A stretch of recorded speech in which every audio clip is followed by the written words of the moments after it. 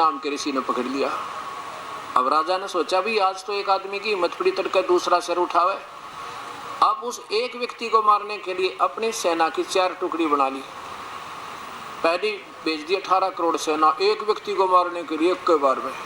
उधर से राजा उस ऋषि ने अपने सारे जीवन की सोम नाम की कमाई थे, ब्रह्म साधना, काल की साधना थे, अपना एटम बम बना दिए, 4 पुतली बना ली। एक पुतली छोड़ दी और 18 करोड़ सेना का कत्लेआम कर दिया। राजा ने दूसरी भेज दी, ऋषि ने दूसरी पुतली छोड़ दी, 72 अक्षौणी सेना का सत्यानाश कर दिया एक चुनक नाम के ऋषि ने। ये परमात्मा या बंदी छोड़ गरीबदास या कबीर साहब कहते हैं, 72 अक्षौणी खा गए वो चुनक ऋषिश्वर एक, ये दे धारे मौत फिर ये सभी काल के बेख। कहते 72 अक्षौणी खा गया वो चुनक ऋषिश्वर एक, जिसको ऋषियों में श्रेष्ठ मान्या करते इस काल के पुजारी ने, ब्रह्म के पुजारी। 72 अक्षौणी ने खा गया वो चुनक ऋषिश्वर, ऋषियों में श्रेष्ठ। ये तो श्रेष्ठ से श्रेष्ठ के लक्षण है जो सत्यानाश कर दिया। और कहते हैं दे दारे मौत फिर ये सभी काल के बेख, ये ब्रह्म तक के भेख, ये पंथ कहते हैं सब काल के पंथ हैं। अब यहाँ विचार किया जाए। अब देखना गीता जी के 7वें अध्याय के 18वें श्लोक में ये लिखा है कि अर्जुन ये ज्ञानी आत्मा है तो उद्धार विचारी, क्योंकि ये भगवान के लिए सिर भी सौंप दें, इनका टाल नहीं। पर ये मेरी, क्यों इनको पूर्ण संत नहीं मिला, ये मेरी ही घटिया साधना में व्यस्त रही, इनको पूर्ण परमात्मा का मार्ग नहीं मिला। अब देखो आपके सामने। अब ऐसे समझना इस पवित्र शास्त्र गीता को।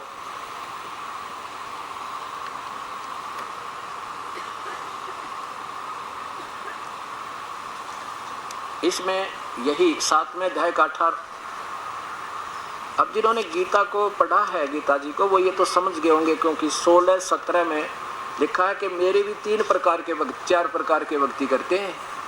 अब 18वां देखो 7वें अध्याय का। हिंदी इनकी कम समझ में आओगी, आप संस्कृत आसानी से समझोगे।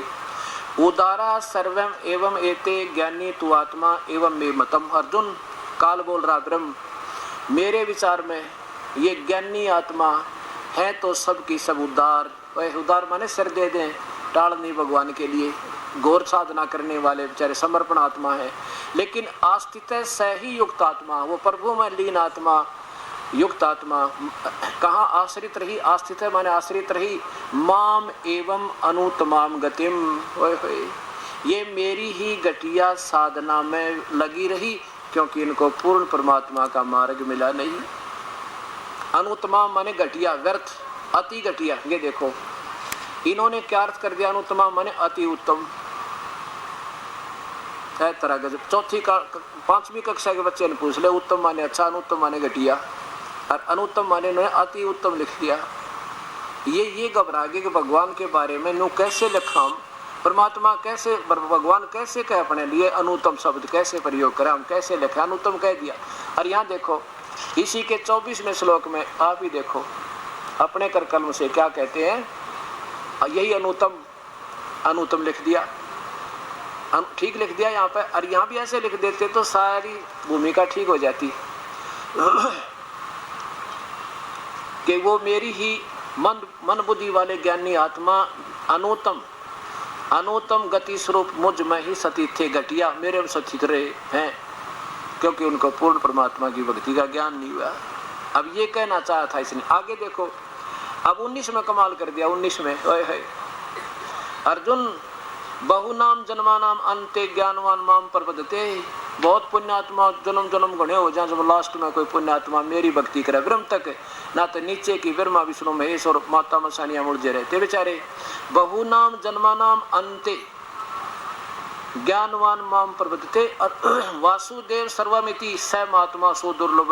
ओए होए कि ये बताने वाला कि वासुदेव ही सब कुछ है, वो परमात्मा तो बहुत, वो संत तो बड़ी मुश्किल तो मिलेगा अर्जुन तुझे। वासुदेव है सर्व इति। अब यहाँ वासुदेव का अर्थ होता सर्वव्यापक यानी कुल मालिक। वासुदेव का अर्थ होता कुल मालिक, सब सर्वशक्तिमान, सब जगह सब के ऊपर उसकी सत्ता हो, उसको वासुदेव कहते हैं। वासु माने सब जगह व्याप्त अर्थ उसकी सत्ता जब पर हो, और देव माने भगवान। सर्वमिति सब कुछ है वही, ये बताने वाला स महात्मा स वह संत बड़ा दुर्लभ है, बड़ी मुश्किल से मिलेगा। अब कैसे देखना, अब वासुदेव की परिभाषा समझाता हूँ आपको किसे कहते हैं। जैसे एक प्रांत में एक मुख्यमंत्री होता है और उसके मंत्री होते हैं। अब मंत्री अपने विभाग में व्यापक होता है पर सर्वव्यापक नहीं है, क्योंकि उसकी सत्ता उसकी प्रभुता उसके एक विभाग में है। और मुख्यमंत्री अपने राज्य में व्यापक है पर सर्वव्यापक नहीं है। और प्रधानमंत्री अपने पूरे के पूरे राज्य सारे स्टेट में सारे इसमें राज्य में व्यापक है अपने देश में, और साथ में मंत्री के ऊपर प्रधानमंत्री पर भी व्यापक है और साथ में उस मंत्री के विभाग में भी व्यापक है। अब देखना, ये देखिएगा, अब वासुदेव नहीं है ये, वासुदेव पूर्ण परमात्मा पूर्ण ब्रह्म है, सारी सृष्टि का रचना वो वासुदेव है। अब ये है ब्रह्मा विष्णु और महेश, ये एक एक विभाग में स्वर्ग पृथ्वी और पाताल लोक में एक एक विभाग में व्यापक है। और ये काल अपने 21 ब्रह्मांडों में स्वयं ही मुख्यमंत्री का रोल करता है, इसलिए ये अपने केवल 21 ब्रह्मांडों में वासुदेव है। वासुदेव नहीं है, ये केवल 21 ब्रह्मांडों व्यापक है। और वासुदेव कौन हुआ, जो सब पर कुल मालिक, वो वासुदेव। ये देखियो, ये वासुदेव। अब कौन है वासुदेव, ये व्यापक है। ब्रह्मा विष्णु महेश तो केवल एक ब्रह्मांड में एक विभाग में व्यापक है, और काल अपने 21 ब्रह्मांड में व्यापक है, सर्वव्यापक नहीं, वासुदेव नहीं है। और ये ब्रह्म अपने 7 संग परब्रह्म अपने 7 संग ब्रह्मांडों में व्यापक है, और ये पूर्ण ब्रह्म ये है वासुदेव, कुल मालिक सारे ब्रह्मांडों में व्यापक है। This is Vasudev. अब ये बताता गीता जी में कि जो वासुदेव कहते हैं, कोई तो ब्रह्मांड गणा बड़ा बतावे, कोई मेरे तक सीमित हो गया, लेकिन वासुदेव सर्वमिति सर्वमात्मा सुदुर्लभ, ये व्याख्या करने वाला कि वो वासुदेव ही पूजा के योग है, वो सब कुछ है, सारी सृष्टि का रचनहार, और वो है ना, वो बताने वाला संत बड़ी मुश्किल से मिलेगा। अब देखना, इसके साथ 18वें अध्याय का 62वां श्लोक देखो। इसमें स्वयं भगवान कहता, गीता बोलने वाला कि अर्जुन उस परमात्मा की शरण में जा, उसकी कृपा से तू परम शांति और शाश्वत स्थान यानी सतलोक में चला जाएगा। नहीं तो भाई मेरे तेरे तो बहुत जन्म हो लिए और होते ही रहेंगे, ये कभी सिलसिला समाप्त नहीं हो सकता। 18वें अध्याय का 62वां श्लोक।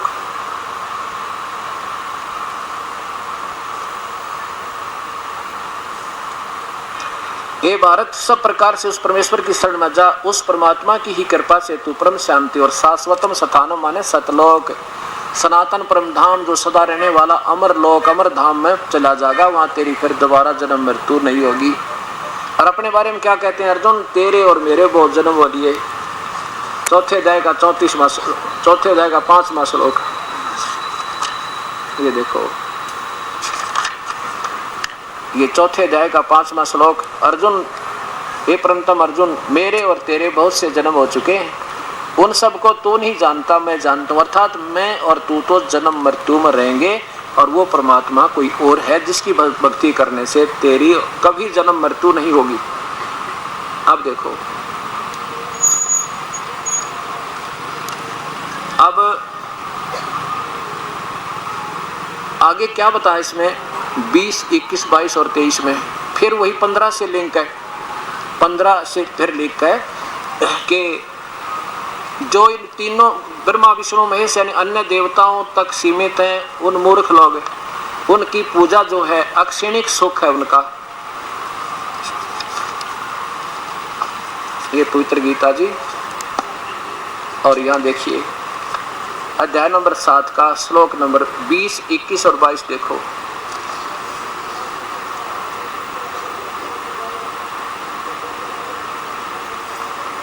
ये उन भोगों की कामना द्वारा जिनका ज्ञान हरा जा चुका है, अपने स्वभाव से प्रेरित उस नियम को धारण करके अन्य देवताओं को ब्रह्म न कहते मुझे छोड़कर नीचे की पूजा करते हैं, और देवता ब्रह्मा विष्णु महेश और नीचे की पूजते हैं। आगे देखो 21 में 21, 22, 23 में पूरा रिजल्ट निकलेगा इसका। जो सकाम भक्त जिस देवता के स्वरूप को श्रद्धा से पूजना चाहता है, उसकी भगत की श्रद्धा को मैं उसी देवता को मैं स्थिर करता हूँ। अब जैसे मुख्यमंत्री कहे भी तुम मेरे पास आ जाओ, मैं सारे काम कर दूं, तुम नीचे के अधिकारियों से तो छोटा छोटा सुख लेते हो, और फिर ना मानते तो कुएं में पड़ो भाई, उनको भी, क्योंकि उनको मैंने ही कुछ पावर दे रखी है जिस पर तुम आसक्त हुए बैठे हो। अब मैंने उड़ा तुम्हारी बुद्धि फिट कर रखी है। देखो वह पुरुष, वह व्यक्ति उस श्रद्धा से युक्त होकर उस देवता का पूजन करता है और उस देवता को मेरे द्वारा विधान किए हुए इच्छित भोगों को निसंदेह प्राप्त करता है। काल कहता है जैसे मुख्यमंत्री कहे कि इन अधिकारियों को मैंने ही कुछ पावर दे रखी है और वो छोटे मोटी राहत दे सकते, मैं पूरी दे दूं अपने लेवल की। फिर लेकर कहता मेरी भी पूरी नहीं है, वो तो कोई और है आगे। अब 23 में कमाल कर दिया, सारा रिकॉर्ड तोड़ दिया। ले क्या बताते हैं कि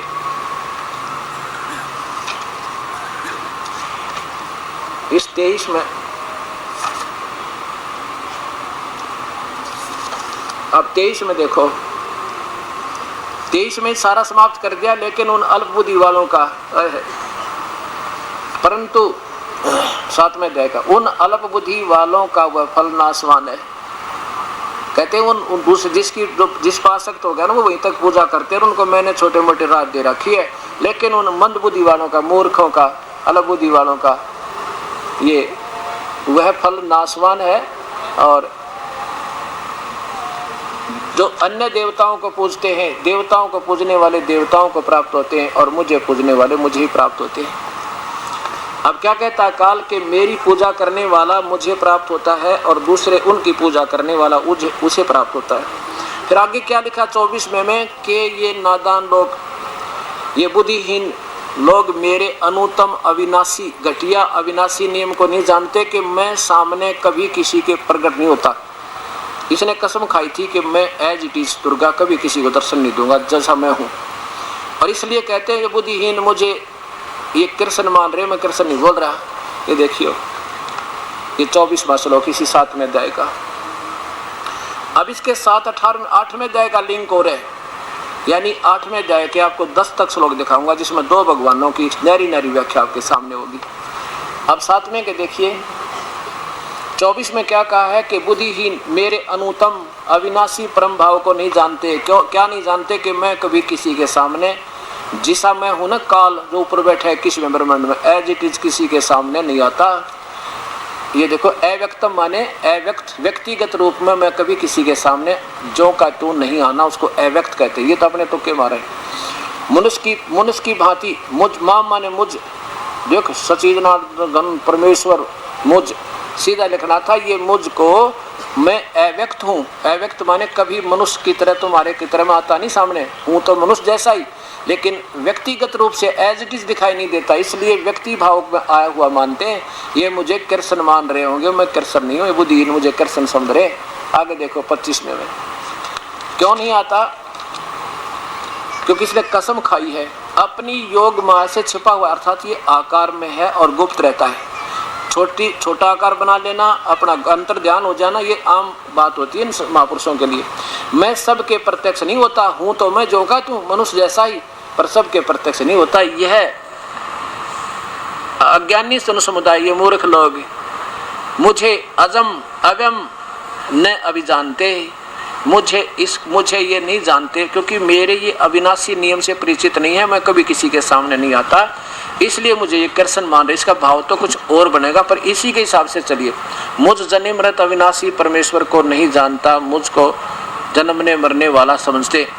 ये तो इस लेखक की अपनी सोच है, इसका अर्थ। और फिर भी ये काल कहता है कि मूर्ख लोग मुझे नहीं जानते, मैं कभी किसी के सामने नहीं आता, मैंने कसम खा रखी है, लेकिन हूँ तो मैं ऐसा ही। आगे देखो 26 में, हे अर्जुन मैं पूर्व में बीते हुए वर्तमान में और आगे होने वाले सबको जानता हूँ, पर मुझे कोई नहीं जानता। अब पिता ही जाना अपने पुत्रों की कब उत्पत्ति हुई, पुत्र पिता की के जाने। वो तो इसका पिता बताया, कबीर साहब बना के बताया इसके पिता ने कि इसकी उत्पत्ति और अपनी उत्पत्ति। अब ये के जाने, अब ये इसकी उत्पत्ति को हम के जाने जो इससे पैदा हुए। आगे देखो अब 27 देखो, भारतवंशी अर्जुन संसार में इच्छा राग द्वेष उत्पन्न, सुख दुख दोनों संपूर्ण प्राणी अत्यंत अज्ञात को प्राप्त हो रहे हैं। आगे देखो 28 में, परंतु निष्काम भाव से श्रेष्ठ कर्म आचरण करने वाले जिन पुरुषों का पाप नष्ट हो गया, राग द्वेष जनित द्वंद्व रूप मोह से मुक्त दृढ़ निश्चय भक्त मुझको भजते हैं, सब प्रकार से मुझको भजते हैं। अब क्या इसका अर्थ क्या है? कि जिनको नीचे की तो पता लग गया ब्रह्मा विष्णु में इसकी पूजा ठीक नहीं, तो मेरी भक्ति करते हैं। और जिनको जब ये पता लग जाएगा वो परमात्मा कोई और है, सारे आत्मिक ज्ञान से संबंधित परिचित हो जाएंगे अर्जुन, फिर वो तो उस परमात्मा की भक्ति करेंगे। किसकी देखना 29 में।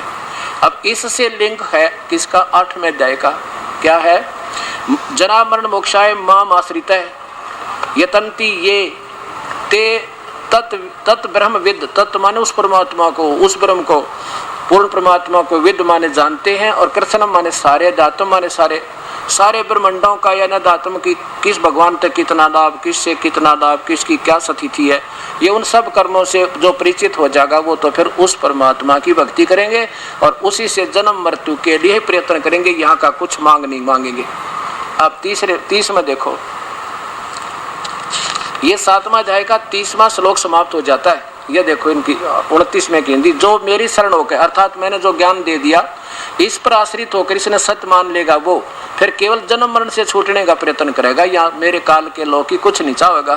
और समझो उसने फिर वे कौन प्रयत्न करेगा, उसने तत् ब्रह्म, उस ब्रह्म को, उस परमात्मा को और संपूर्ण अध्यात्म को, सारे संपूर्ण कर्मों को समझ लिया, फिर वो यहाँ से पीछा छुटवाएगा। आगे देखो 30 में, जो पुरुष अधिभूत अधिदेव सहित अधि सबका आत्मरूप मुझको अंत काल में भी जानते हैं, वो युक्ति चित्त वाले मुझे ही जानते। अब क्या कहता है कि ये नादान लोग मुझे ही सर्वस्व मान रहे हो तो मेरी पूजा करते हैं, जो मुझे ही सर्वस्व मान बैठे वो तो मेरे तक सीमित है, मुझे अधिभूत, मुझे अधिदेव, सब कुछ मुझे मान बैठे। अब देखो, लेकिन वो तो जो उस परमात्मा को समझ गया ना, वो फिर यहाँ से पीछा छुटवा होगा। 8वें अध्याय में पहले प्रश्न श्लोक में अर्जुन पूछता है, हे पुरुषोत्तम, फिर किम तत् ब्रह्म, वो परमात्मा कौन है जिसके ज्ञान होने पाछे फिर यहाँ से पीछा छुटवा जाएंगे, चले जाएंगे। किम तत् ब्रह्म, वो क्या है और क्या वो अध्यात्म है, कौन वो कर्म है। अब तीसरे में उत्तर दिया भगवान ने 8वें अध्याय के 3 श्लोक में, देखिए, वो तो परम अक्षर ब्रह्म है, परमम अक्षरम ब्रह्म, वो तीसरे नंबर का भगवान, एक क्षर पुरुष, एक क्षर ब्रह्म, एक अक्षर ब्रह्म यानी परब्रह्म, और फिर वो पूर्ण ब्रह्म, वो तो पूर्ण ब्रह्म है, परम अक्षर ब्रह्म। अब चौथे में देखो, 5वां देखो, ये तो फिर अधिदेव मैं हूँ, अधिभूत वो है। अब 5वें से शुरू होगी कहानी 2 भगवाना की। 5वें में क्या लिखा 8वें अध्याय के, जो साधक अंत काल में भी मुझको ही स्मरण करता हुआ शरीर को त्याग कर जाता है, वह मेरे मद भावम यानी मेरे में आश्रित रहता है, मेरे में भावना रहती है उसकी, और मुझे ही प्राप्त होता है, इसमें कोई संशय नहीं। और 6वें में देखो, ये 7वें तक तो अपनी महिमा गाता है। हे कुंती पुत्र अर्जुन, अंत काल में जिस भी भाव से भावित होकर भाव को स्मरण करता हुआ शरीर का त्याग करता है, उसी को प्राप्त होता है, क्योंकि वह सदा उसी भाव में भावित रहता है। क्या कहता, काल के मेरी भक्ति कर, मेरे पास रहता है, मेरे गुणों से परिचित है तो मेरे पास आओगा, क्योंकि अंत समय में मेरी ये पूजा कर रहा होगा, और उसके जो उसकी पूजा करता है तो उसके पास जाएगा। अब 8वें में देखो, 7वें में देखो, अब कहता अगर मेरे पास रहना है तो इसलिए तो मेरी तो इसलिए सब समय में मेरा निरंतर स्मरण भी कर और युद्ध भी कर, क्योंकि मेरी भक्ति करेगा तो युद्ध भी करना होगा और वह जन्म मृत्यु बनी रहेगी, और मुझ में अर्पण किए मन बुद्धि चित्त से युक्त होकर निसंदेह मुझे ही प्राप्त होगा। यहाँ तो अपने तक की थ्योरी खत्म कर दी। अब 8वें के 8वें में देखो, हे पार्थ, ये नियम है कि परमेश्वर के यानी कोई उस पूर्ण परमात्मा के ध्यान के अभ्यास रूप से योग से युक्त दूसरी ओर न जाने वाले चित्त से, देखियो, निरंतर चिंतन करता हुआ परम देव पुरुष प्रकाश रूप पुरुष को अर्थात उस परमेश्वर को ही प्राप्त होता है। अब जैसे इस ज्ञान को सुनकर आपका हृदय हट जाएगा इस काल की साधना से, और फिर आप अंतिम तन मन धन उस परमेश्वर की आस्था करोगे। कहते फिर उस संत से मिलकर वो जो जैसी भक्ति बताओगा अंत समय में फिर वो उसी को प्राप्त होता है, क्योंकि फिर उसका हृदय यहाँ सब पूजाओं से अपे हट जाता है। आगे देखो 9वें में तीनों श्लोकों में उसी परमात्मा का जिक्र है। जो वैसे तो ये जो अर्थ है ना कवियम, ये उस पूर्ण परमात्मा का नाम लिखा है, फिर भी यह जो सर्वज्ञ अनादि सबके नियंता सूक्ष्म से भी अति सूक्ष्म और सबके धारण पोषण करने वाले अचिंत रूप सूर्य के सदृश नित्य चेतन प्रकाश रूप और अविद्या से अति परे शुद्ध चितानंद घन सचिदानंद घन परमेश्वर का स्मरण करता है, अपना नहीं उस और परमात्मा का। वह भक्ति युक्त यानी उस साधना से युक्त जिस उस गुरुदेव ने बताई है, वह भक्ति युक्त साधक अंत काल में भी योग बल से, यानी भक्ति के कमाई के, योग बल माने भक्ति की ताकतें, प्रकृति के माध्यम से प्राणों को अच्छी प्रकार स्थापित करके निश्चल मन से समन करता हुआ उस दिव्य परम पुरुष यानी परम परमात्मा परमेश्वर को ही प्राप्त होता है। आपके सामने है, बालक से बालक समझ जाएगा जो 8वीं कक्षा में पढ़ता होगा इस गीता के ज्ञान को, इतना निर्मल और तरतीब आई जाए। अब क्या स्पष्ट हो गया कि ये काल कहता है कि मेरी भक्ति करेगा तो अर्जुन तेरे और मेरे जन्म मृत्यु सदा बने रहेंगे, ये कभी समाप्त नहीं हो सकते, और उसकी भक्ति करेगा तो फिर वो कभी जन्म मृत्यु में नहीं आता। अब 4 श्लोक 15वें अध्याय के और सुनो, इससे इसका बिल्कुल सीधा लिंक है, फिर ये आज का सत्संग समापन होगा। अब क्या कहता है कि अर्जुन ये ऊपर को जड़ वाला और नीचे को तीनों गुण रूपी शाखा वाला। अब भक्तात्मा जो आपको इस समय मिला है, अनमोल रजा परमेश्वर की आपके ऊपर, ये कोई बच्चे वाली बात नहीं है, असीम कृपा, बहुत पुण्यकर्मी प्राणी हो आप। अब क्या बताता है कि अर्जुन ये ऊपर को जड़ वाला, ऊपर को जड़ और नीचे को तीनों गुण, रजगुण ब्रह्मा, सतगुण विष्णु, तमगुण शिव जी रूपी शाखा वाला ये उल्टा लटका संसार रूपी वृक्ष समझो। और जड़ तो इसकी पूर्ण परमात्मा है, वो परम अक्षर पुरुष, परम अक्षर ब्रह्म है, और काल जो है ये जड़ है, इसकी ये तना है। परमात्मा कबीर साहब अपनी वाणी आप ही बताते हैं, अक्षर पुरुष एक पेड़ है, निरंजन वा की डारे, जो जमीन से बाहर दिखाई देता उसको पेड़ कहते हैं। अक्षर पुरुष एक पेड़ है, निरंजन वा की डारे, तीनों देवा शाखा है, ये पाते रूप संसारे। है फिर देखो पूरा चित्र, ये ऊपर को जड़ पूर्ण परमात्मा, पूर्ण ब्रह्म, परम अक्षर पुरुष, ये सतपुरुष, और ये तना परब्रह्म, और ये डार ब्रह्म काल, और इसके 3 बेटे, तीनों गुण रूपी शाखा है। अब यहाँ से खुराक चलती है, तना में आती है, तना से डार में, डार से इनमें, ब्रह्मा विष्णु में, और हम तो इनसे आगे बैठे हैं। अब देखना कितना रहस्य आपको समझ में आएगा। क्या कहते हैं फिर देखिए गीता जी का श्लोक 15वें अध्याय का पहला श्लोक, और इसमें ये भी तो कमाल कर दिया कि वो तत्वदर्शी संत कौन है अर्जुन, उसकी व्याख्या इसमें डिफिनेशन दे दी। कौन? जैसे 4थे अध्याय के 34वें श्लोक में कहा, वो उन संतों ने ढूंढ ले इस परम पिता के बारे में मैं नहीं जानता पूर्ण रूप से। अभी दिखाता हूं आपको, ये देखो अध्याय नंबर 4 का श्लोक नंबर 34 में कहता है कि उन तत्वदर्शी संतों को ढूंढ ले अर्जुन, अगर तूने उस परमात्मा की भक्ति करनी है, उस ज्ञान को तू तत्वदर्शी ज्ञानियों के पास जाकर समझ, उनको भली भांति दंडवत प्रणाम करने से और उनकी सेवा करने से, कपट छोड़कर सरलता पूर्वक प्रश्न करने से वो परमात्मा तत्व को भली भांति जानने वाले ज्ञानी महात्मा तुझे तत्व ज्ञान का उपदेश करेंगे।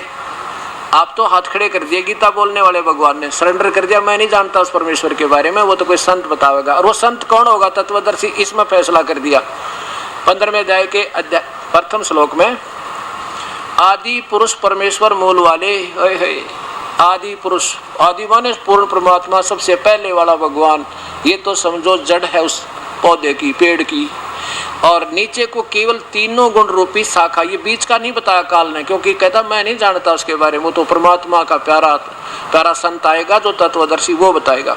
ऊपर को तो पूर्ण परमेश्वर रूपी मूल वाले, और नीचे को तीनों गुण रूपी शाखा वाले, उल्टे लटके संसार के वृक्ष को कहते, ये अविनाशी को वृक्ष, पीपल का वृक्ष कहते हैं। आदि पुरुष परमेश्वर मूल वाले, पूर्ण परमात्मा तो उसकी जड़ है, और अधः शाखम, नीचे को शाखा वाले, ये तो लेखक अपने टीकाकार अपनी सोच से उलझ हो रहा है, ब्रह्मा रूपी मुख शाखा वाले नहीं, अधः माने नीचे को शाखा वाले। यहाँ देखो संसार रूपी पीपल के वृक्ष को अविनाशी कहते हैं, वेद जिसके पत्ते कहे गए हैं। ओए होए, यहाँ तोड़ कर दिया कि वो है वो तत्वदर्शी संत जो सारे ब्रह्मांडों को और जड़ से लेकर टहनियां तक बता देगा इसकी। उस संसार रूपी वृक्ष को जो साधक, जो संत मूल सहित यानी जड़ से लेकर तत्व से जानता है, सह वेदवित, वो तत्वदर्शी संत जान समझ लेना। वह वेद के तात्पर्य को जानने वाला है अर्जुन, मैं भी नहीं जानता उस पूर्ण ज्ञान को। वह तत्वदर्शी भी बता दिया कौन होगा, आगे देखो। अब दूसरे में क्या बताया है कि उस संसार रूपी वृक्ष की तीनों गुण, रजगुण ब्रह्मा, सतगुण विष्णु, तमगुण शिव जी, ये बड़ी हुई नहीं, ये तो ये अपने तुक्के मारे। विषय पर वाला विषय विकारों की है, यहाँ उलझाने वाली शाखा है, नीचे और ऊपर, सर्वत्र नहीं, केवल 3 लोकों में फैली है। ये तो ये संस्कृत सही है। ये ऊर्ध्व माने नीचे, ऊपर लिखना था, ये सर्वत्र लिख दिया। केवल नीचे और ऊपर फैली हुई है, और यही इन कर्मों के बंधन में बांधन की, कर्मानुबंधनी मूलानी, कर्मों के बंधन में बांधन की इस प्राणी को, जीवात्मा को मुख्य कारण है, जो ऊपर और नीचे इन तीनों लोकों में व्याप्त है। आगे देखो, तीसरे और चौथे में तोड़ पाट दिया परमात्मा है भगवान। कितना निर्मल ज्ञान गीता का। इस संसार वर्ष का स्वरूप जैसा कहा अर्जुन, जो मैं बताऊं ना तुझे, कृष्ण क्या बताऊं, ऊपर को जड़ता मूल है, नीचे को तीनों गुण रूपी शाखा, पर ये भी विचलित है। कहता मैं भी नहीं बता सकूंगा तेरे मेरे जो डिस्कशन में, गीता के ज्ञान में मैं भी नहीं बता पा रहा हूं तुझे उस परम पिता, उस पूर्ण सारे ब्रह्मांडों की रचना का। इस संसार वर्ष का स्वरूप जैसा कहा है यहाँ, वैसा यहाँ विचार काल में, यानी तेरे और मेरे डिस्कशन में यहाँ वैसा नहीं पाया जाता, क्योंकि न तो इसका आदि है और न इसका अंत है, न इसकी कोई अच्छी प्रकार से तिथि है। इसलिए इस सोविरड मूलम, संसार रूपी पीपल के वृक्ष को दृढ़ वैराग रूपी शस्त्र से काट के, यानी सत्य ज्ञान रूपी हथियार से, सत्य उस सूक्ष्म वेद, उस सच्चे ज्ञान रूपी हथियार से काटा जा सकता, अर्थात इसको समझा जा सकता। मैं भी नहीं जानता। अब चौथे में कमाल कर दिया, ओए क्या लिख दिया कि अर्जुन तेरे भाग जाग जा, और कोई तत्वदर्शी संत जैसा ब्रह्मांडों की व्याख्या करता हुआ मिल जा। उसके पश्चात उस परम पद परमेश्वर को भली भांति खोजना चाहिए, जिसमें गए हुए पुरुष फिर लौटकर संसार में नहीं आते, यानी उनका फिर जन्म मृत्यु कभी नहीं होता। अपनी तो बताता है कि तेरे मेरे घने जन्म बोलिए आगे भी होंगे अर्जुन, कभी सिलसिला समाप्त नहीं हो सकता, इसलिए मेरी घटिया साधना बताई। और जिसमें गए हुए, यानी जिसकी साधना करने से वो फिर संसार में जन्म मृत्यु नहीं होती उनकी, और जिस परमेश्वर से उसी परमात्मा ने सारे ब्रह्मांडों की रचना की है, जिस परमात्मा से इस पुरातन संसार रूपी वृक्ष की प्रवृत्ति विस्तार को प्राप्त हुई, और मैं भी उसी की शरण में हूँ। काल कहता है ब्रह्म के मैं भी उसी के अधीन हूँ, वो मेरा सुप्रीम बॉस है, मैं उसकी पूजा करता हूँ। उसी आदि पुरुष नारायण की मैं शरण हूँ।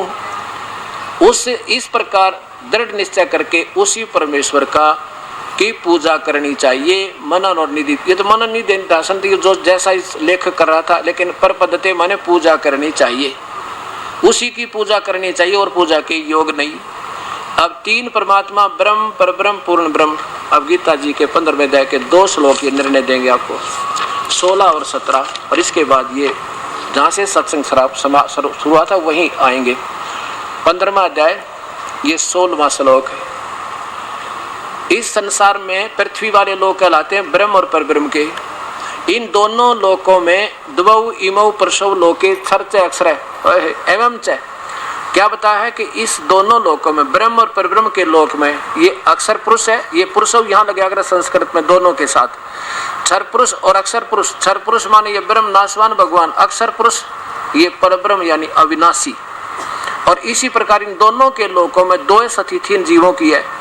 इनके अंदर रहने वाले प्राणी की जीवों की सतिथि जैसे सथुर शरीर का नाशवान और जीवात्मा अविनाशी है।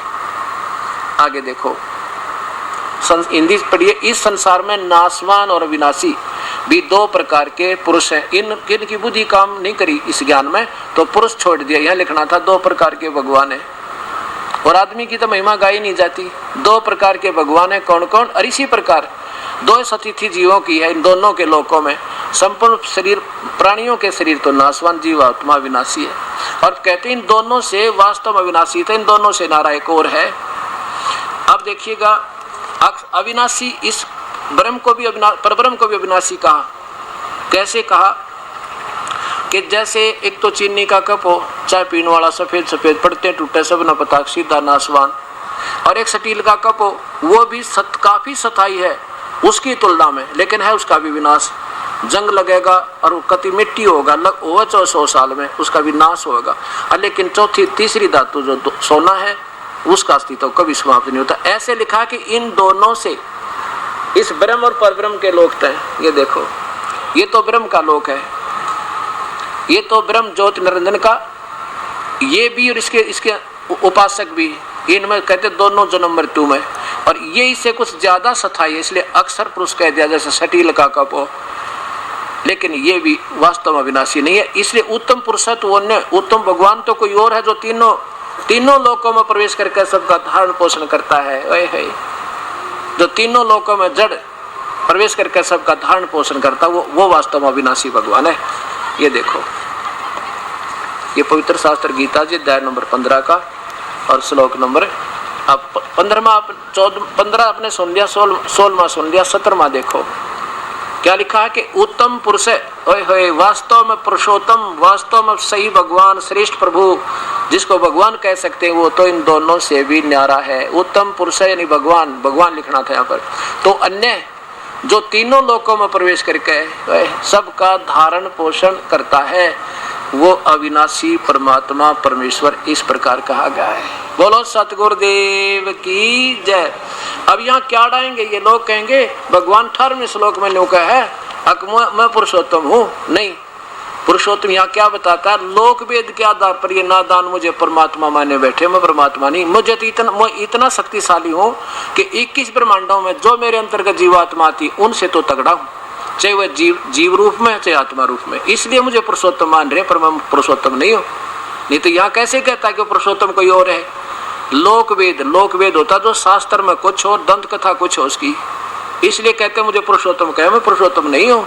वो तो पहले सारी एक निर्णायक ज्ञान दे दिया, हम तो नासवान है, मेरी भी मृत्यु तेरी भी मृत्यु। अब देखो पढ़ के, लोक वेद होता है सुना क्षेत्रीय ज्ञान, वही अध्याय नंबर 15 का और श्लोक नंबर 18। क्योंकि मैं नासवान जड़ वर्ग से, मेरे अंतर्गत 21 ब्रह्मांड में जितने, क्यों सीएम अपने उसमें राज्य में तो मालिक है, लेकिन उसे बाहर कैसे हो जाएगा। तो यह कहते कि क्योंकि मैं जड़ वर्ग क्षेत्र से तो सर्वथा अतीत हूँ और अविनाशी जीवात्मा से भी उत्तम, इसलिए लोक वेद में इस मेरे ही लोक लाख में कहते हैं मुझे पुरुषोत्तम माना, पर मैं पुरुषोत्तम नहीं हूँ। मैं पुरुषोत्तम नाम से प्रसिद्ध हूँ लेकिन मैं पुरुषोत्तम नहीं हूँ। कबीर साहब कहते हैं जो काल को करता बख है, जो काल को भगवान कहे, तो तजय सुधा नर विष के चाख है। जो इसको भगवान मान गए न, कहते वो तो जहर खा रहे हैं अमृत छोड़ के। अब वो कहता है कौन, वो राम राय कहता है परमात्मा, ओए होए होए, ये ज्ञान तो मालिक आज तक किसी ने नहीं दिया हमारे थे। तो क्या बता गरीबदास जी ने उसको प्यारी आत्मा को, तत्व भेद कोई ना कह रहे झूम कराइए, पैसे ऊपर नाच सुनो रही झूम करा। कहते तत्व वेद नहीं कह सकते, ये तो पैसे पर चौनी पर उड़ा इन संतों का थे, बहुसंख्या हो जाते कुएं में पड़ो सारे, इनने कोई ठेका नहीं। बस तुम्हारी महिमा है कि तुम्हारी लाखों की संख्या वहाँ गैदरिंग होनी चाहिए। और इन बड़ी आत्माओं को जिन्हों भगवान की प्यास है, इनको कितना इकट्ठे कर ले तो तैयार बैठे हैं। इनको चाहे किसी ने कुछ किसी भी साधना बता दी, वहीं तैयार शर्बी काटने को कह दिया, शर्बी काट दिया इन्होंने परमात्मा पाने को। पर इन मूर्खों का केक रहा, जो रावण जैसी आत्मा को राक्षस बना दिया, गलत साधना करवा के, दोषी संत आत्मा पूरी। तो फिर क्या कहते हैं, हे परमात्मा आज तक मेरी भी, वो कहता झुमक रहा कि मेरी 60 साल की उम्र होगी मालिक, मैं तो बहुत भरना परमात्मा के लिए, मुझे कोई ये बात बताने वाला संत नहीं मिला। तो क्या बताते हैं, वो गीता जी का 7वें अध्याय का 19वां श्लोक फिर याद आता है, बहु नाम जन्मानाम ज्ञानवान तमाम प्रवर्तिते और वासुदेव सर्वमिति स्वयं आत्मा सुदुर्लभ है। अरबों में कोई, करोड़ों में कोई है नहीं रे झूम करा, अरबों में कोई गर्क सुनो रे झूम करा। करोड़ संतों में तो तुझे पाओगा नहीं, इस मार्ग को बताने वाला, अरबों में, अरब संतों में तुझे कोई संत मिलेगा जो गर्क माने। अब सतलोकी महिमा गाने वालों की काली इतिहास सुने थे आपने, ये 4 बात सुना कर कबीर साहब की तो निरे बता देंगे, सचखंड है, थतलोक है, अरे बीसी का ज्ञान का बेरा नहीं। कहते गर्क का अर्थ होता है संपूर्ण ज्ञान, पूरा समाधान, ऐसा संत तुझे अरबों में मिलेगा। अब अरबों में क्यों कहा, एक गांव में 5000 की आबादी हो और उसमें मेरा ख्याल में 4000 गुरु पाओगे। कैसे पाओगे, एक तो बुढ़िया किसी लड़की का लड़का हो गया बहन का, तो पूछेगी अपनी सास से, के करो बेटी बाहर ली की बोल दे। फिर आओगी पड़ोसन, गई बेटी भीतर ली की बोल दे, टोकना होगी। फिर आओगी तीसरी नो चौराहे वाली की बोल दे इसकी। चौथी आओगी अपने श्याम जी की बोल दे। 5वीं आओगी इसका झाड़ा लुआ लिया, फिर क्या कान तला टीका कर दे। काला तबीज बांध, यानी एक गांव में 5000 है तो 4000 ग्रुप आएंगे। और फिर ये ब्रह्मा विष्णु महेश और सतलोक और बिना कान बूंद का आंख भगवान देख ले, ऐसा गिनती कोई ना। कहते अरबों में पाओगा जो मकराता ना ऐसा संत है। और वही ब्रह्म कहता है कि तेरे भाग जाग जा कोई संत तत्वदर्शी मिल जाए तो उसके चरणों में पड़ के अपना आत्म का कल्याण करवा लेना। बोलो सतगुरुदेव। पूर्ण ब्रह्म सारी सृष्टि के रचन हर कुल मालिक कबीर परमेश्वर की असीम रजा से इस पवित्र नगर जींद में ये 4 दिन का सत्संग 16 अप्रैल सन 2004 को प्रारंभ हुआ। आज इस पवित्र सत्संग का 3य दिन है। जो पुण्यात्मा लगातार इस सत्संग में आने का सुअवसर प्राप्त कर रही हैं, धन्य उनके माता पिता जिनसे जन्म हुआ, और धन्य उसके पिछले संस्कार जिसके कारण परमात्मा ने उसको ये शुभ समय और शुभ घड़ी उपलब्ध करवाई। और आज आपको वो दिन, वो मार्ग, वो ज्ञान उपलब्ध है जिसका कल आप सत्संग सुन रहे थे। उसमें प्रमाण था कि अर्जुन पहले तो ये नादान आत्मा शास्त्र विरुद्ध साधना करते रहते हैं, जैसे तीनों गुण रजगुण ब्रह्मा, सतगुण विष्णु, तम गुण शिव जी और अन्य देवता भूत प्रेत पितर श्राद्ध आदि की। और मेरी पूजा अर्थात ब्रह्म साधना भी बहुत जन्मों के कोई शुभ, बहुत जन्म जन्मांतर के अंत के जन्म में मुझे पूजता है, यानी ब्रह्म साधना से उसका जीवन भक्ति का प्रारंभ होता है। और उस परमात्मा की भक्ति बताने वाला संत, उस सर्व वासुदेव की, सर्वव्यापक परमात्मा, सर्वशक्तिमान, कुल सृजनहार की पूर्ण ब्रह्म की भक्ति बताने वाला वो संत तो बड़ी मुश्किल है, सुदुर्लभ है। आज परमात्मा ने आपके ऊपर दोनों रहम किए। प्रथम तो मानव शरीर और फिर ये वो अनमोल रतन, वो ज्ञान, यथार्थ तत्व ज्ञान संदेश आप तक प्रभु पहुंचा रहे हैं इस दास के माध्यम से।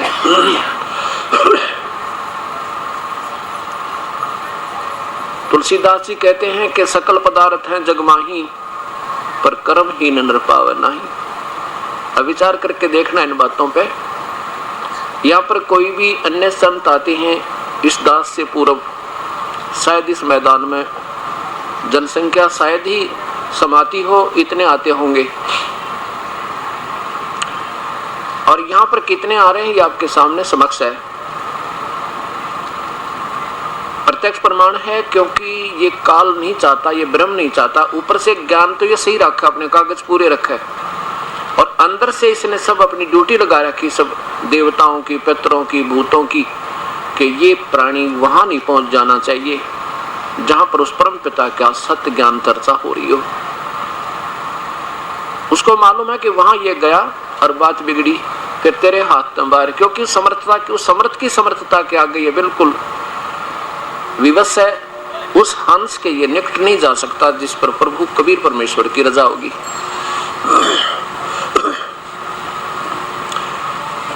एक समय एक धर्मदास नाम के बहुत बड़े रईस व्यक्ति थे, बनिए थे, वैश्य कुल में उनका जन्म था। बांधवगढ़ मध्य प्रदेश के अंदर एक बांधवगढ़ नगर था, वहां के वो रहने वाले थे और बहुत ज्यादा धनाढ्य व्यक्ति थे। इतना धन बताते हैं उनके घर पे कि वहां बांधवगढ़ का नरेश भी कभी कभी उनके पूर्वजों से वित्तीय सहायता मांगता था जब कोई विशेष आपत्ति प्राकृतिक हो जाती थी। और उसके बाद प्रभु की तरफ ऐसा धन, ऐसा सब कुछ सुविधा उपलब्ध होने के बाद जिस पुण्यात्मा को फिर भी तरफ परमेश्वर की है, तो उसके पिछले पुण्य संस्कार बहुत ही ज्यादा है, बहुत ही पुण्यकर्मी प्राणी है वो, और जिसके कारण वो प्यारी आत्मा घूमता घूमता, जैसा उन्होंने गुरुदेव मिला था, धर्मदास जी को गुरुदेव मिले थे श्री रूपदास जी, और उन्होंने श्री कृष्ण जी अर्थात विष्णु जी को सुप्रीम पावर बताकर, यानी सबसे सर्वशक्तिमान बताकर उस प्यारी आत्मा की आस्था वहां आधारित कर दी थी। और उसके साथ साथ फिर हरे राम हरे कृष्ण का जाप, ओम नमः भागवते वासुदेव नमः, ओम नमः शिवाय आदि साजले मंत्र भी दे रखे थे। और साथ में ये भी बताया था कि बेटा तेरे पास धन बहुत है, 68 तीर्थ कर ले तो स्वर्ग पहुंच जाएगा, चारों धामों की यात्रा कर ले, तेरा पुण्य बहुत बन जाएगा, आत्म कल्याण हो जाएगा। और कर्मकांड के आधार पर शिवलिंग पूजा, ठाकुर जी की पूजा, मूर्ति की पूजा का भी उसको खूब ज्ञान करा रखा था, अभ्यस्त बना रखा था। वही प्यारी आत्मा धर्मदास जी अपने पूर्व गुरु श्री रूपदास जी के मार्गदर्शन पर आधारित होकर बांधवगढ़ से चल के मथुरा पहुंच गए। मथुरा में भगवान श्री कृष्ण जी का बाल्यकाल अर्थात लीला सथल माना जाता है। और ये संत, अनजान संत कहा करते हैं कि मथुरा भगवान का एक ऐसा सथल है जो वहाँ दर्शन कराता है, जहाँ भगवान श्री कृष्ण स्नान किया करते मथुरा के तालाब में, और वहाँ चला जाता है तो उसका कल्याण हो जाता है। वो मुक्ति खेत, मुक्त क्षेत्र है, मुक्ति दाता है। अब हमने तो परमात्मा चाहिए, छुटकारा चाहिए, प्यासा जैसे जल की तलाश में जिधर भी कोई बतावे भाग लेता है। ऐसे वो प्यारी आत्मा वहां मथुरा पहुंच गए। अपने गुरुदेव के बताए अनुसार जाकर के सुबह सुबह रात में पहुंचा, सुबह उठा, उस तालाब में स्नान किया, करके स्नान तालाब में, और उसी से कुछ जल पवित्र समझ के बाहर लोटा भर लिया। और फिर एक स्थान लीपा, कुछ अक्षेत्र मड प्लास्टर थे, गाय का गोबर और पीली मिट्टी मिला के स्वच्छ बनाया, उसको प्लास्टर किया, लिपाई की, और फिर उसके ऊपर एक स्वच्छ चादर बिछा के पहले एक ठाकुर जी की मूर्ति की पूजा की, उसके कपड़े पुराने निकाल कर नए कपड़े पहनाए, नवा धवा के उस ठाकुर जी की मूर्ति को, और फिर गीता जी का पाठ प्रारंभ किया। जब उसने वो लिपा पोती प्रारंभ की, उसी समय परमात्मा पूर्ण ब्रह्म, वो सारी सृष्टि के रचनहार कुल मालिक कबीर देव एक जिंदा महात्मा का रूप बना के, जिंदा, मुसलमानों के अंदर एक जिंदा महात्मा होते हैं जो एक टोप पहनते हैं, ऊपर काला सा टोप, लंबे चोटे का, चोटी उसकी लंबी होती है ऐसे ऊपर में, और एक काला ही ओवरकोट ऊपर से लेकर नीचे तक, घुटना तक, तले तक का एक ओवरकोट पहनते हैं, और एक लंबा सा घुटनों से ऊपर तक का एक कच्छा सा पहनते हैं। तो ऐसी वेशभूषा जिसकी होती है उसको जिंदा महात्मा कहते हैं। उस रूप में आकर के धर्मदास जी से लगभग 15-20 फुट की दूरी पर विराजमान हो गया, और ध्यान पूर्वक धर्मदास जी की क्रिया को देख रहा है। धर्मदास जी, सेठ धर्मदास जी सोच रहे हैं कि इस महापुरुष, इस भक्त आत्मा को मुसलमान होते हुए मेरी हिंदू की क्रिया कितनी अच्छी लग रही है, तभी तो मुझे देख रहा बार बार। और ये कुदरती होता है, भगत का भगत के प्रति एक स्वभाव, स्वाभाविक एक न्यारी आस्था होती है, चाहे कोई हिंदू है, चाहे मुसलमान, सिख या ईसाई। जब भगत से भक्त मिलता है उसके कुछ लक्षण न्यारे होते हैं। एक तो होते हैं मजहबी, मजहबी तो अलग होते हैं जो केवल धर्म की आड़ ले रहे होते हैं, गुण एक भी नहीं भगत का।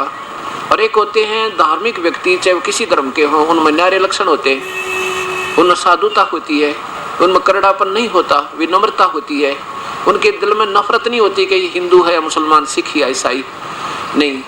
तो ऐसी आस्था थी, तो धर्मदास ने देखा कि ये भक्त आत्मा तेरी क्रिया को देखकर बड़ा आसक्त हो रहा है, हो सकता है मेरी बातों का इस पे प्रभाव हो जाए, इसका कल्याण करवा दूं अपने गुरुदेव का नाम दिवा के, अगर ये मेरी सारी क्रिया सीख लेता है। क्योंकि जो भी आज भक्त आत्मा, या पहले से जब से भक्ति सिलसिला चला है, कि जो जो साधना कर रहा है पुण्यात्मा, उसको अपने को सत्य मान कर करा है। चाहे कोई कुछ भी करा, चाहे कोई बलि चढ़ा रहा है, चाहे कोई बकरे काट कर चढ़ा रहा है, चाहे कोई व्रत रख रहा है, चाहे कोई किसी मंत्र का जाप कर रहा है, तो उसको सही मान कर करा है। और जिस दिन उसको ये पता लग जाएगा कि ये सही नहीं है, उसी दिन होए कोई नहीं, उस पर वो कर ही नहीं सकता। तो अब जो भी हम क्रिया इस ज्ञान से पहले कर रहे थे उसको बिल्कुल सही मान कर और कर रहे थे, अब जब पता लगा ये हो ही नहीं सकती, चाहे कितना यत्न कर ले, तो ये सोचकर धर्मदास जी अपनी क्रिया को, अपनी भक्ति को सुप्रीम समझकर, सबसे अच्छी समझकर, सर्वश्रेष्ठ समझ करके और गीता जी के पाठ को उच्च स्वर में बोलना प्रारंभ कर देता है। और उस दिन क्या होता है कि 15वें अध्याय का 1 से लेकर ये कुछ ऐसा बताया है कि कहते हैं 15वें अध्याय का रोज पाठ कर लेना, उसको ये लाभ हो जाता है, उसको ये लाभ हो जाता है। तो ऐसा 15वें अध्याय का वो नित्य पाठ करता था। ऊर्ध्व मूलम अधः शाखम, इस तरह ऊंचे ऊंचे बोलकर फिर उसकी हिंदी पढ़कर सुना रहा है।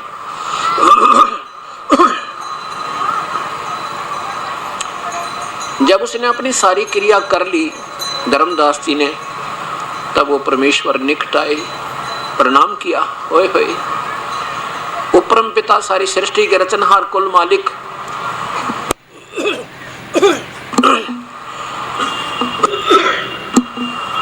परमेश्वर, सारी सृष्टि के रचनहार, कुल मालिक परमेश्वर एक साधारण जीव का रूप रोल कर रहा है, भूमिका निभा रहे।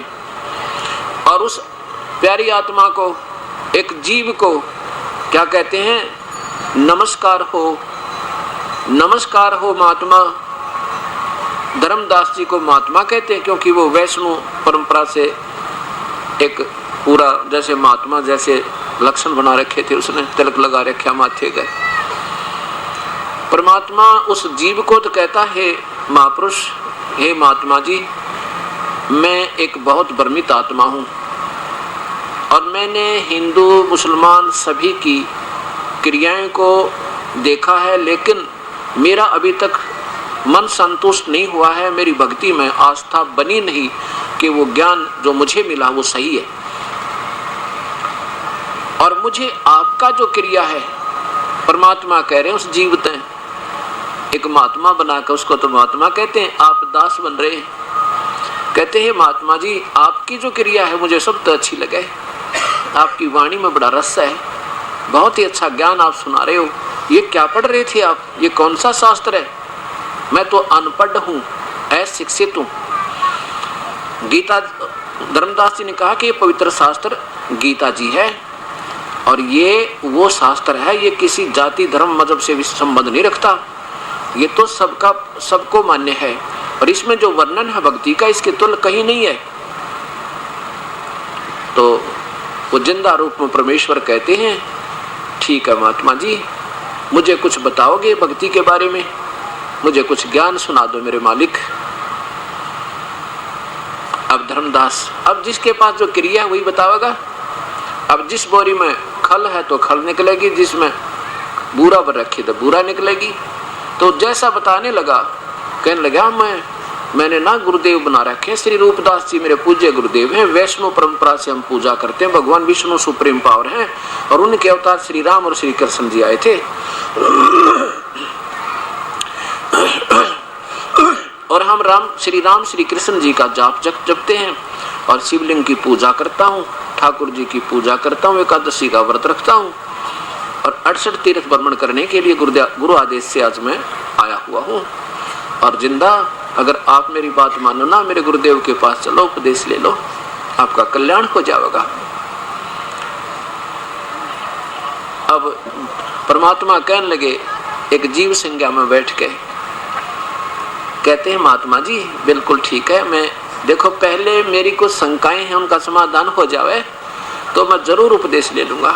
मुझे तो नाम चाहिए, भगवान परमात्मा चाहिए, मुझे ना कोई जाति चाहिए ना कोई मजहब चाहिए। हम आज किसी जाति मजहब से संबंधित हैं, कल मृत्यु हो जाएगी, ना जाने कहाँ जाएंगे, ना हमारी जाति रहे ना मजहब रहे। इस बात से धर्मदास जी बड़े प्रभावित हुए कि बड़ा सुलझी हुई आत्मा है तो मुसलमान हो गए और इतनी विनम्र बातें कर रहा है। तो कहने लगा, आप मैं बताऊं, रोज गीता जी का पाठ करता हूं। कबीर साहब कहने लगे, एक बात बताओ महापुरुष, इस पवित्र शास्त्र के पाठ करने से क्या लाभ होगा अपने को? कहने लगा, स्वर्ग में मुक्ति हो जाएगी, मुक्ति रोज पाठ करने से। गीता में लिखा है 18वें अध्याय के लास्ट में कि अर्जुन तेरे और मेरे इस संवाद को जो रोज पढ़ेगा उसका कल्याण हो जाएगा और मुझे ही प्राप्त होगा। तो परमात्मा पूछने लगे, भाई एक बात बताओ महात्मा जी, देखो मेरी शंका का समाधान करियो, नाराज मत हो ना। क्योंकि पता था परमेश्वर ने कि अगर मैं सीधा कह दूंगा ना तेरी ये पूजा ठीक को नहीं, तो ये सुना नहीं और उठ कर चला जाएगा यहाँ से। तो परमात्मा कहने लगे, देखो मैं एक आपसे अर्ज करता हूँ कि गीता जी के केवल पाठ मात्र से मुक्ति हो जाएगी। और वाह जी वाह, वैसे थोड़ा कहते हैं हम। धर्मदास बोला, कबीर साहब बोले, देखो कोई जमींदार था और उसकी शादी के लगभग 15 वर्ष के बाद कोई पुत्र प्राप्ति हुई। 20 वर्ष के बाद जब वो पुत्र 12 वर्ष का हुआ तो उस वृद्ध की आयु लगभग 65 वर्ष होगी।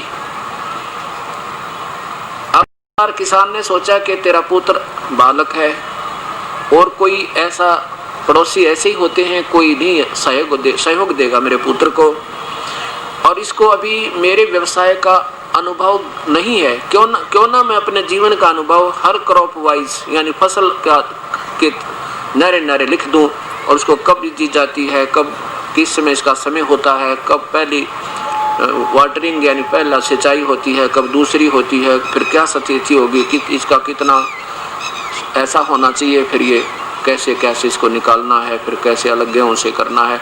उस जमींदार ने एक बही में यानी एक डायरी में पूर्ण रूप से अपना सब अनुभव पूरा लिख दिया हर फसल का, और कहा बेटा तू इस रोजाना जब कभी विचलित हो जावे तो इस बही में लिखे लेख को एक बार पढ़ लेना, रोज पढ़ ले तो और बढ़िया, क्योंकि तेरे याद रह जाएगी, और नहीं तो जब भी विचलित हो तो इस लेख को अवश्य पढ़ना, तो अपने इस कार्य में सफल होता रहेगा।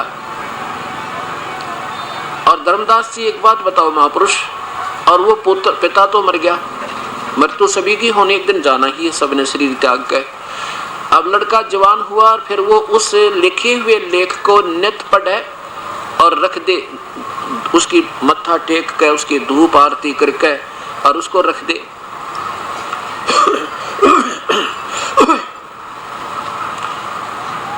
और जैसे उस बही में लिखा था, डायरी में लिखा था, ऐसे वो करेगा नहीं जमींदार का पुत्र, तो क्या वो धनवान हो जाएगा? क्या उसको फसल हो जाएगी जो उसमें विवरण लिखा था? अब धर्मदास समझता गया कि तेरे तो निचले बर्तन पर मारी खोद इसने, क्योंकि देखो ऐसी कोई बात नहीं, आप विद्यार्थी हो और हम टीचर हैं, और जिस टीचर के पढ़ाने की थ्योरी बढ़िया होता है, बच्चे ने घर जाकर किताब उठाने की एक आधी में जरूरत पड़ा करे। अगर टीचर ठीक हो तो बच्चे को ऐसे ढंग से समझा देगा कि उसको संशय नहीं रहेगा। लेकिन अभी तक हमने जो टीचर मिले थे वो आउट ऑफ सिलेबस पढ़ाने वाले मिले, जिसके कारण हमने वो वास्तविक ज्ञान अभी है नहीं हमारे अपने पास, और वास्तविक आता है तो अवास्तविक उसमें बाधक बन जाता है। तो क्या किया, धर्मदास समझता गया बात क्या कहना चाहते हैं। कबीर साहब बोले, देखो पवित्र गीता जी एक अनमोल शास्त्र है, खजाना है ये, और चारों वेदों का ये सार है। इसमें जो लिखा है ऐसे करे बात बनेगी धर्मदास, केवल इसके पढ़न मात्र से बात नहीं बने। ठीक है, कोई ये भी नहीं कह सकते कि इन धार्मिक शास्त्रों के पठन पाठन से कोई लाभ नहीं है, और ये भी नहीं कह सकते कि इनके पढ़ने से लाभ है। कैसे? जैसे किसी भी धार्मिक सदग्रंथ से, जैसे चारों पवित्र वेद उर्फ गीता जी, चारों वेदों का सार गीता जी है, और पवित्र बाइबल, पवित्र कुरान शरीफ यानी पवित्र कुरान और पवित्र गुरु ग्रंथ साहिब, पवित्र कबीर परमात्मा या गरीबदास या गीसा संत या दादू साहेब आदि की वाणी, ये एक बहुत ही अच्छे सदग्रंथ होते हैं। और इनमें से कुछ अंश निकाल कर सुबह का नित्यनेम बना लिया, सुबह की आरती वगैरह निकाल ली, या चारों वेदों में से एक मंत्र निकाल लिया, ओम भूर्भुवः स्वः तत्सवितुर्वरेण्यं भर्गोदेवस्य आदि। तो ये तो चारों वेदों से दो दो अक्षर ले रखे हैं, और ये वो क्या कहते हैं, परमात्मा ऐसा है, परमात्मा ये कर देता है, परमात्मा वो कर देता है, इसका वजन करना चाहिए, सबके वजन के योग्य है। और ऐसे ही हर शास्त्र में संकेत है कि प्रभु की भक्ति बिना जीव अधूरा है। अब हम उसको पढ़ रहे हैं, तो धार्मिक ग्रंथ सदग्रंथों को पढ़ने से क्या होता, हमारी ज्ञान यज्ञ हो जाती है। ज्ञान यज्ञ, सत्संग से सुनने से भी ज्ञान यज्ञ भी होता है, ये बेनिफिट भी आपको मिलता है। अब यज्ञ क्या होती है, 5 यज्ञ हैं। एक यज्ञ है धर्म की, दूसरी यज्ञ है ध्यान, और तीसरी यज्ञ हवन की, चौथी यज्ञ प्रणाम, और 5वीं यज्ञ ज्ञान है। इन 5 यज्ञों के करने से प्रभु प्राप्ति नहीं होती, ये प्रभु की प्राप्ति में सहयोगी होते हैं। जैसे किसान ने बीज बीज दिया, फसल बीजी, और फसल बीजने से पहले क्या प्रोसीजर तरीका होता है कि उसको फसल को संवारा जाता है ट्रैक्टर या किसी हल से, और उसके बाद फिर उसमें बीज बीजा जाता है। बीज बीज के फिर उसमें खाद और पानी डाला जाता है। अब बीज तो समझो मूल नाम,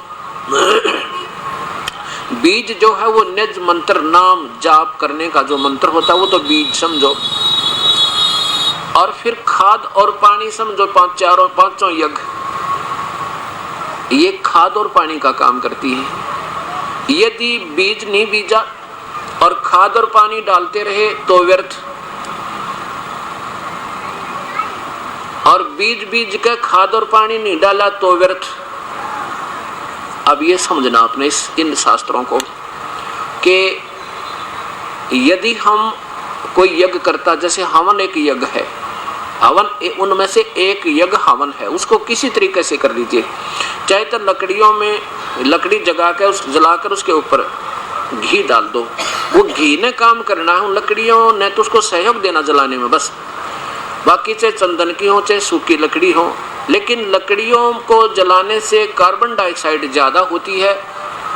और हम कैसे करते हैं, हवन को एक जोत लगा देते हैं अच्छी मोटी बना के, और उस जोत ने वो घी जलता रहता, जोत के माध्यम से। जोत तो सारी जलती भी, कोई ना घी जल जाए 1 किलो चाहे 10 किलो जला ले उस जोत के माध्यम से, तो उसमें कार्बन डाइऑक्साइड नहीं होती इतनी जितनी उन लकड़ियों के ढेर में। इतने घी का इफेक्ट और इतना कार्बन डाइऑक्साइड दोनों बन गई, क्योंकि किसी चीज के जलने से कार्बन डाइऑक्साइड अधिक बनती है, और घी के जलने से 10% बनती है घी से, बाकी 90% उसका दूसरा तत्व बनता है।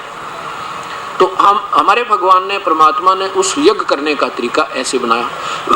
और बाकी लोगों ने, ऋषियों ने अपना, क्योंकि राजा लोगों के ज्यादा प्रभावित होते थे, राजा लोग यज्ञ करवाते थे, वो कोई मन घी फूकिया करते, अपने जंतर मंत्र बना के बड़ा सा कुंड बना दिया, उसमें लकड़ बाढ़ दिए, उसके ऊपर घी डालने जाते। कोई बात नहीं, हवन ऐसा है तो भी वही बात है।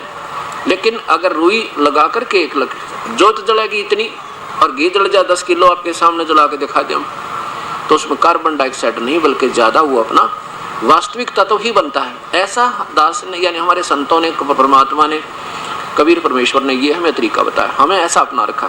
फिर एक यज्ञ धर्म की, जैसे यहाँ भंडारे चल रहे हैं, अब जैसे ये अनमोल भंडारा एक पुण्य परिवार करा रहा है पूरा का पूरा, और इसे मिलकर देखना, पहले ही अपना हैंड टू माउथ थे, यानी रोजी रोटी मुश्किल तो चले थी, और 4 साल 5 वर्ष नाम लिए, आज ये अखंड भंडारे शुरू करवा दिए। ये समर्थ की शक्ति परम पिता से जब हमारा मेल हो जाएगा, परम शक्ति तय जो ब्रह्मा विष्णु महेश ब्रह्म और परब्रह्म तो का भी दाता है, वो जड़ रूपी परमात्मा, तो उसकी निमित्त हम सद ढंग से, सच्चे ढंग से जो सीधी शास्त्र अनुकूल साधना प्रारंभ करेंगे तो हमारे पुण्य गणे होंगे, और उनका बेनिफिट वो परमात्मा हमें सीधा प्रारंभ कर देता है। जिसके कारण अब ना तो हमने लूटने की जरूरत पड़ा, ना किसी की झूठ बोलने की, और ना किसी की चोरी की, ना मिलावट की। इतना धन देगा परमात्मा। पहले तो ये क्या करेगा कि आपके होने वाले हानियों को, हार्म्स को, वो नुकसान को बंद कर देगा। जिसमें आपके लाखों रुपए लगने थे, बीमारी में कितना नुकसान होना था, कोई पशु बिगड़ना था, तो वो बेनिफिट प्रारंभ हो गया आपको।